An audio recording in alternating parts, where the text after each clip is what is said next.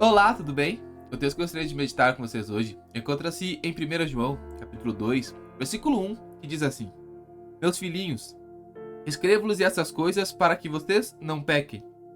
Mas, se alguém pecar, temos advogado junto ao Pai, Jesus Cristo, o justo. 1 João, no capítulo 2, João está tratando assunto sobre pecado. E quando nós olhamos para as igrejas hoje, nós vemos duas linhas acontecendo. Uma linha que se denomina uma hipergraça, aonde a maioria das pessoas que se dizem estar nessas igrejas de hipergraça enxergam como que se você pudesse viver numa vida de pecado, viver pecando e que no final das contas não vai acontecer nada, afinal a graça do Senhor nos perdoa. Mas a essas pessoas, o apóstolo Paulo no capítulo 6, após dizer que aonde abundou o pecado, superabundou a graça, ele diz: o que nós vamos fazer? Vamos continuar pecando para que a graça aumente? De modo nenhum. Então são umas pessoas que encontram no evangelho algum jeito de continuar nos seus pecados, acreditando que Cristo está aceitando.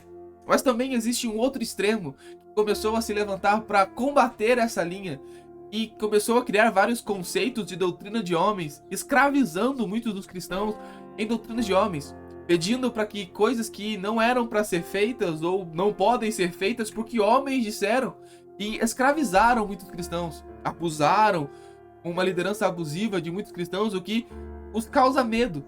E aqui eu acho interessante que quando João diz, ele diz: meus filhinhos, eu escrevo para que vocês não pequem. Mas se pecar, porque nós continuamos sendo humanos, nós continuamos cometendo os nossos erros, procuramos melhorar, procuramos nos santificar, mas o pecado ainda habita em nós, o pecado ainda faz parte da nossa vida, porque o pecado ainda faz parte da sua velha natureza e nós não fomos livres da nossa velha natureza.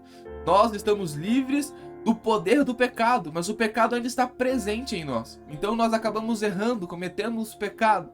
E o que você faz após pecar, o que você faz após você errar, mostra a quem você tem servido de fato.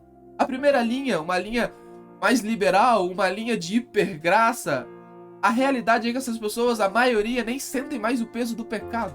A maioria delas continua a sua vida normalmente, afinal de contas elas acreditam e tá tudo bem pecar.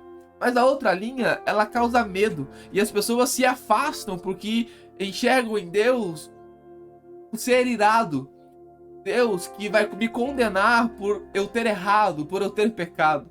Mas o que João está dizendo é que se nós pecarmos, nós temos um advogado junto ao Pai. A primeira ordem e instrução é: filhinhos, não pequem, não brinquem com o pecado, não tratem o pecado com normalidade no meio de vocês. Mas se pecar, vocês têm um advogado.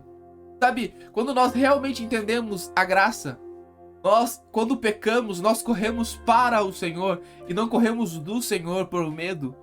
Nós corremos para o Senhor porque é Ele que pode nos limpar, nos purificar. Sabe, a realidade é que muitas vezes nós estamos nos movendo por uma meritocracia sem perceber. Nós, quando estamos caminhando com o Senhor, nós estamos trabalhando na obra, nós estamos realizando, nós estamos andando em uma que nós acreditamos ser uma santidade. E quando pecamos, o que nós fazemos é não falar com o Senhor, é deixar de orar, é deixar de ler a Bíblia, é deixar de fazer o nosso devocional, é ir para a igreja preocupado porque pecamos, mas porque nós estávamos nos movendo por uma meritocracia, pensando que agora Deus está irado comigo porque eu pequei. Quando na realidade o que o Senhor queria era que você fosse a Ele com o coração quebrantado e contrito, se arrependendo do pecado para que Ele lhe perdoasse, para que Ele lhe purificasse.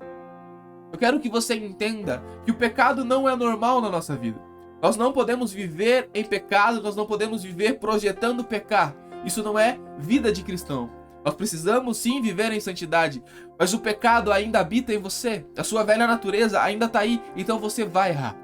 E quando você errar, quando o acidente do pecado acontecer na sua vida, não corra de Deus, mas corra para Deus. Deus quer purificar você, Deus quer perdoar você. Nós temos Jesus. Você precisa acreditar na justificação através da obra de Jesus. Nós não somos bons, nós não somos justos, nós somos justificados através da obra de Jesus.